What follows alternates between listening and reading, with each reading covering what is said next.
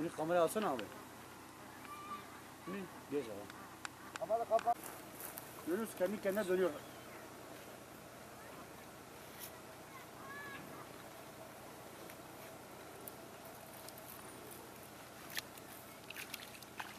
Bak, iyi mi?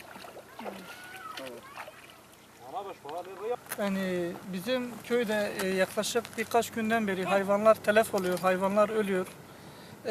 Köyün genelde geçimi kazlar ve hayvanlar üzerine olduğu için bunun zehirli sulardan dolayı yetkililerden gelip bu suyu test etmelerini istiyoruz.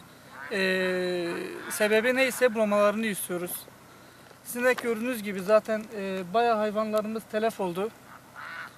Birkaç tane kazlar var şu anda hem burada hem karşı tarafta hem ileride hepsi telef olmuş durumda ve köyün birçok hayvanları da hasta.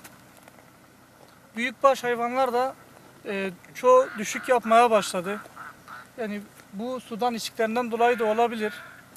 Yani yetkililerden gereken yapılmasını istiyoruz. Yani şu ana kadar yaklaşık 100 tane kaz ölmüş. 100 tane fazla kaz ölmüştür yani hemen hemen. Tavuklar ölüyor. Tavuklar, büyükbaş hayvanlar telef oluyor öyle. Hafta sonu olduğundan dolayı pazartesi günü %100 gidip gereken her yere başvurularımızı yapacağız.